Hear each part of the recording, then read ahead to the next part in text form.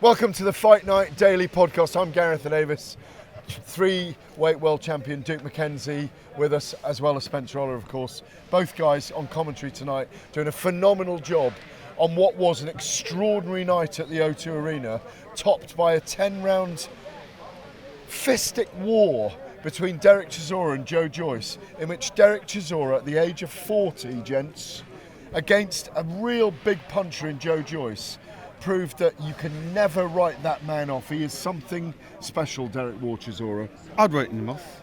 I didn't think he had 6 rounds in him going into this fight, and I said that publicly, and I put my hands up, and I'll have to apologise to him when I see him, because you know what you just witnessed in there, you don't see every day of the week. I mean, he absolutely left his soul in that ring.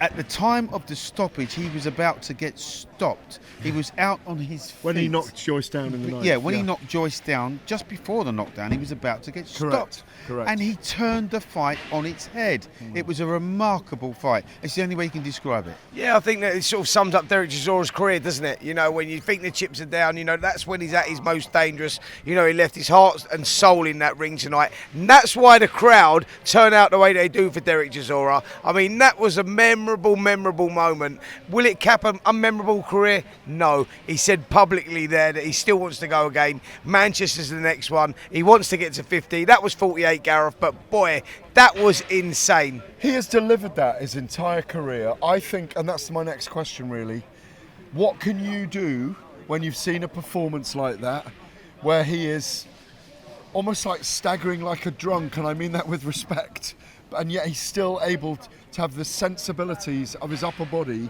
to know where he is, to know what he's doing, to land big punches.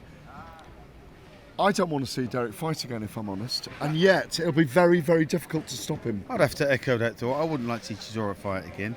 If he went out after tonight's fight, he goes out on his shield. The crowd love him. I've never seen a 10-round fight before when the whole arena was cheering for one person. Yeah, and all on their feet. Boys, you know, I sort of echo that as well, but I think that, you know, Derek is in control of his own destiny, and he's one of those rare fighters for Derek, and this is what we don't like to see about the sport. Sometimes, you know, we want to see boxers retire from the sport as opposed to the sport retiring the boxers, and Derek Chisora, you saw him stumbling around there in the ring. He's pulled off a memorable victory. It can't be about the money. He must have earned the money, you know, but he's going. He wants to go again. He wants 2 more big fights. Well, guess what? He's just put himself right in the mix there for a big fight, whether that lands in Saudi or whatever, because of his name, because of the public. They love him, and that means that he will get that big fight. Wembley So, Stadium unfortunately, card is what I'm I think we do see him get back in that ring. You can Maybe see at him, Wembley? Yeah, listen, it could be anywhere. Not this Wembley, not September Too soon. 21st. Too soon. That card's done. That card's signed, sealed, delivered. But we could see him. I tell you where we could see him land. On the undercard of Fury December and Usyk. 21st, That's Saudi a big Arabia. Call. That's a big call. You were, let me just ask you this, because you interviewed him for us on our show post-fight. The whole event, by the way, is on the live stream. You can go back onto the YouTube channel and watch us there commentating. These guys are brilliant tonight. You went up close with Derek in the end in the ring.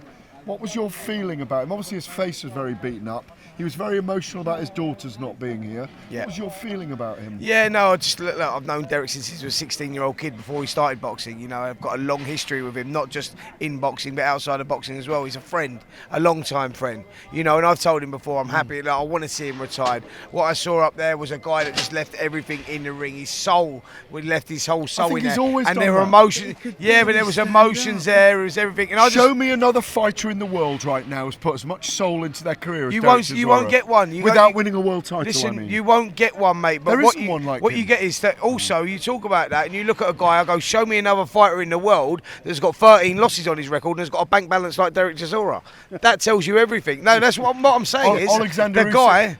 guy, the guy will deliver, mate. Like, doesn't matter win, lose or draw. You're going to pay people. It's hard to earn money these days. To pay money to come to these sort of fights costs a lot. And but when they go with Derek Chisora, you go, I know what I'm getting, mate. Yeah, exactly. I know what I'm getting. Yeah. Alexander Usyk knew what he was getting. He came here. Nigel Farage MP. Derek gave us a little bit of a tricky one. Told us Donald Trump's What a son weird was relationship is coming. that, him and Nigel Farage, No, I by get the it, way? I get it. They're both very, very determined characters. Right. And it doesn't matter how many times, was it 8 times Farage tried to be an MP and he finally became one? Let me ask you this, Duke, first of all.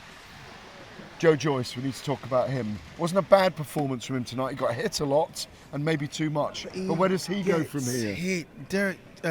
Joe Joyce gets hit. We knew that, but what we didn't know was that he was going to go over the way that he did. No. The Zhilei Zhang fights have obviously affected him in quite a massive... I'm not taking nothing away from him because he put in a gallant performance. However, he didn't quite... Chisora didn't allow him to set himself. He didn't allow him to set at a hard pace. Chisora kept bobbing and weaving, making him miss. I don't know where Joe Joyce goes from here. I really don't. I sort of disagree. I think that Joe Joyce, that underlined it to me and proved to me that Zhilei Zhang did take a lot out of him. If you rewind into Joe Joyce's career and you look at some of the performances, I think the highlight of his career was when he knocked out Joseph Parker. We were there at ringside. You looked at that guy and you go, wow. I was looking and going, wow, that's a different animal in there tonight. Yeah. What I saw, taking nothing away from Chisora, but what I saw there was a guy that's got wear and tear on him. The knockout. Sometimes, you know, mate, you're an ex-fighter. You understand. Sometimes when a fighter gets knocked out, Audley Harrison comes to mind when he got knocked out by Michael Sprott. Never the same again. Yeah. Not saying that he was gun shy, Joe Joyce, but I'm just saying in a different he wasn't way. Gun shy tonight. No, not saying that, but like Audley Harrison, I'm talking about. I'm saying saying that, but I'm saying there was something missing. You could see that them knockouts had clearly affected him, which is a shame because. You know, he's a great character, a lovable character, and brilliant. You know, he's been brilliant for the sport as well. All right. Would we see a rematch between those two then? Oh come on! Who wouldn't pay for that? That's on the December card. That's probably going to be the best fight, isn't it? Yeah. Listen, if Turkey Al Sheikh's got any sense, mate, he'd look at that and go, yes, please. Yeah, I'll have that. We'll have Wardley and Clark on that rematch on that card, and we'll have Joyce and Chisora. Could you imagine it? No, I can. Could you imagine the money's available, and if these guys get paid well enough to do it, they'll do it. You got Fury Usyk, Wardley Clark, Chisora. Oh mate, come on. There are probably two other heavyweight fights they can we make. got we got to find them. Joseph Parker. I'll tell you something. You got to stick Parker in the mix, by the way, because you got to feel for him a little bit. That's the last time I told Derek Chisora to retire. You can't say a word, mate. Wait, you can't say a word.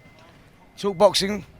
This week, you're on. Am I, mate? Yeah, let's go, baby. Let's go.